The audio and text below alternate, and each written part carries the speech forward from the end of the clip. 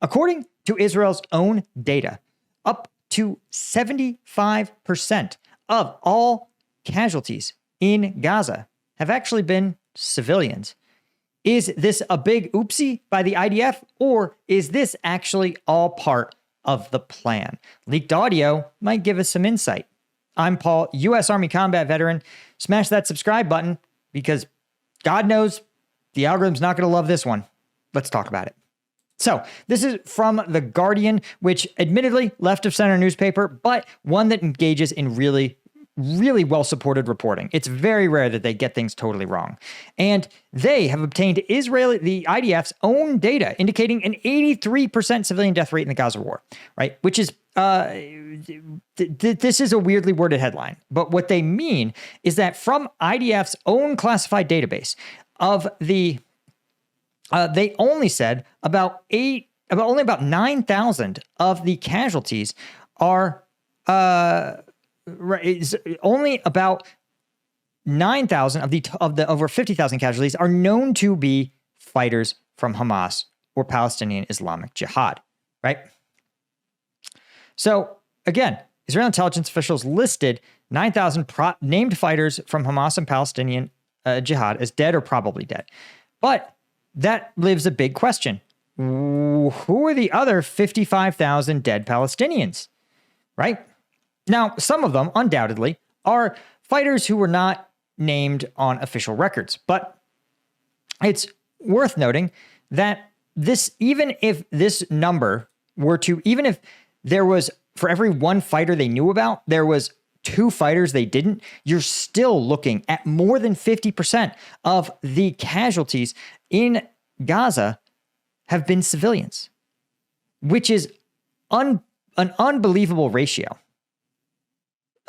Given, again, here's an example of the ratio of fighters to civilians. You can see, if, for example, in Afghanistan, for every 8, let's see, so this says basically for every 92 Taliban that were killed, 8 civilians died and 4 people who we couldn't quite attribute, right?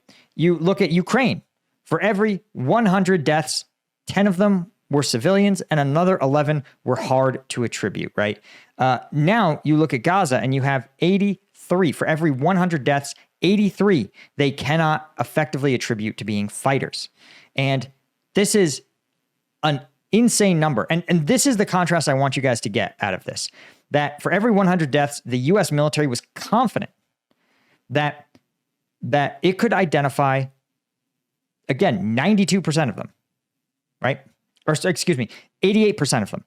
The Israeli military can only definitively say less than 20% are combatants. This is not an example of and here's the thing. One, the Israeli military stance is Hamas uses human shields. They deliberately allow these people to be targeted. And that holds a little bit of water, right? There is some truth to that. But the difference is that the Israeli military has tactical, strategic, and technological dominance over the region, right? And so it is hard to sit there and really give this too much credibility, especially given the evidence that the IDF is willing to use tactics that the U.S. military would never use, right? For example, in Afghanistan, I can tell you that if I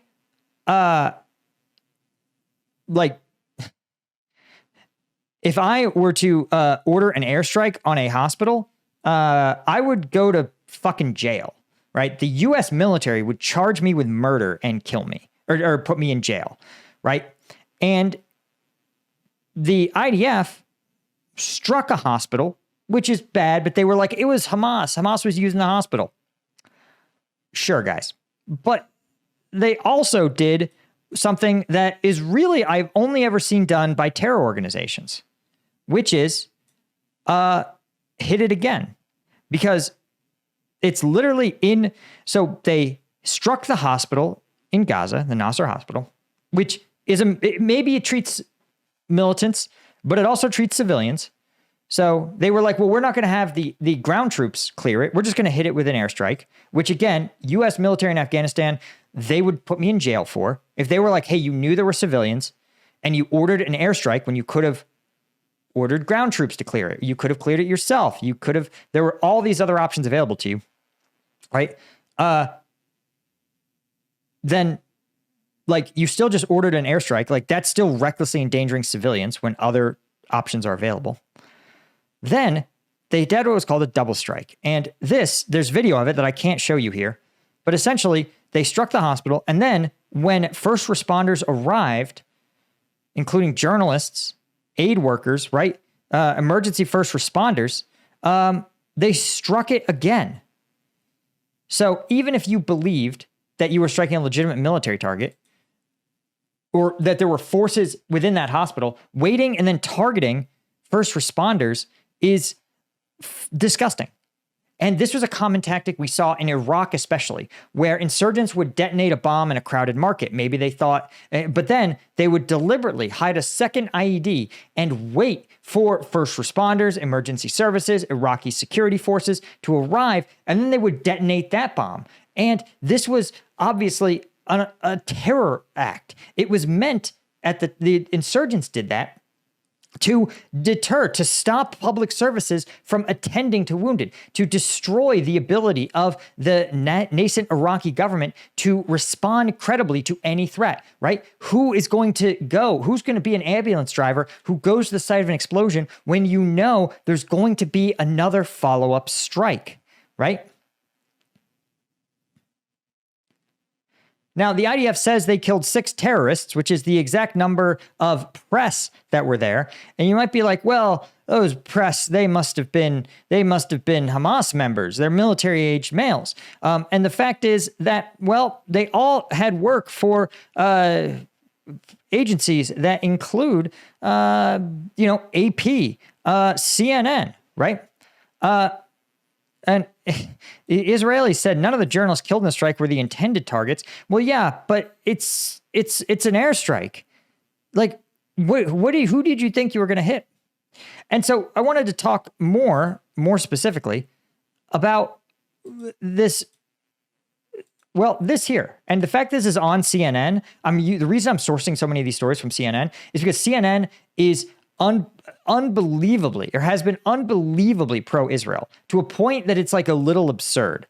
And to the fact that even they are essentially forced at this point to say, listen, there is a leaked recording, this was dropped about a week ago, showing an Israeli intelligence chief saying 50,000 deaths in Gaza is necessary. In leaked audio, the former head of the Israeli military intelligence can be heard saying the deaths of tens of thousands of Palestinians in Gaza are, quote, necessary and required for future generations. He says for everything that happened on October 7th, for every one person on October 7th, 50 Palestinians must die, right? It doesn't matter now if they are children. This is from the IDF's Major General Aran Haliva. Now, I want to be clear. The militants that participated in the Hamas attack on October 7th can get fucked. I hope nothing good happens to them, right? And I hope anyone that planned that attack can get fucked because they targeted civilians, right? Because it's wrong to target kids, civilians in combat, right? You can't call yourselves Hamas, the military wing, and then just target a bunch of fucking festival goers. That's a war crime. So your response to it, you should not do that because, as discussed, it's bad. But instead, if you say, well, I'm just going to kill civilians that didn't have anything to do with it to make a point, then you're not better. You're just better at it, right? It's like, I'm trying to think of a good analogy here. It's like if you go and you rob, if you rob a drug dealer who you know robs his customers, right? You know this, or if you scam a scam artist, that's a better option. If you go and you run a scam and you scam for millions, right? You hack the bank account of like a scam call center. you aren't better than the scammers, right? That's not even a good analogy. It'd be like saying if you hacked a scam, let's say there was a scam operation in India and you hacked in their computers and you reached in and you pulled even more money out of those over those scam victims. You said, you guys are just bad at your job. Okay. We are better scammers and we're going to scam them for even more money by hacking your systems. You aren't better than the scammers. You are just better at scamming. Do you see the difference? Because if you believe that civilians as a class of people, by definition, should not be participants, should not be targeted in war, in combat. If you believe that fundamental principle of the law of war, then saying, well, we're just better at targeting civilians. Again, it's like saying, listen, I have a problem with these scammers that steal from people, not because it's wrong to steal, but because they're ineffective at stealing, because we should be better at it. Again, that is what's happening here. And this is the fundamental problem that seems to have gripped the Israeli military and its operations. And again, seeing the number of apologists here in the US for this is mind-boggling. Here's, for example, worth noting, a chart showing the aid being provided, food aid being provided into Gaza, right? And you can see that the peak was in February. There was a surge of aid, and then the IDF just stopped. And then when they resumed aid in May, June, and July, you can see they're providing insufficient aid. And look, there's a huge spike in children who are being treated for malnutrition. Huh. Do you think those children materially participated on October 7th?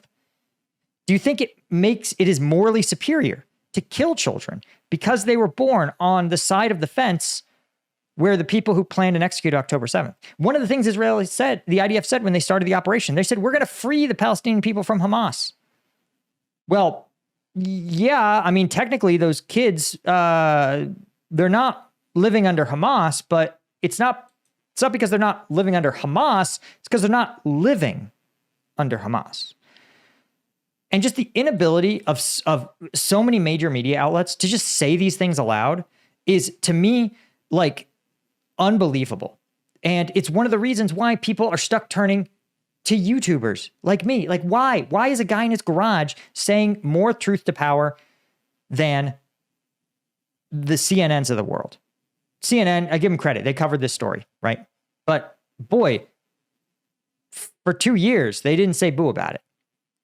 If you want to support the channel and get access to uncensored combat footage that you can't get anywhere else and that YouTube definitely won't show me, you want to become a member at combatvetnews.com. This functions like my Patreon or Substack, where twice a week you can get access to uncensored videos and, of course, Q&A. Also, a huge thank you to our Colonel tier members, guys like Jeff Davies, Mike 54, Citrine Margaret, and the GMAT Club, as well as all of our Lieutenant tier members. We couldn't do it without you guys. Appreciate you so much. And remember, hit that subscribe button.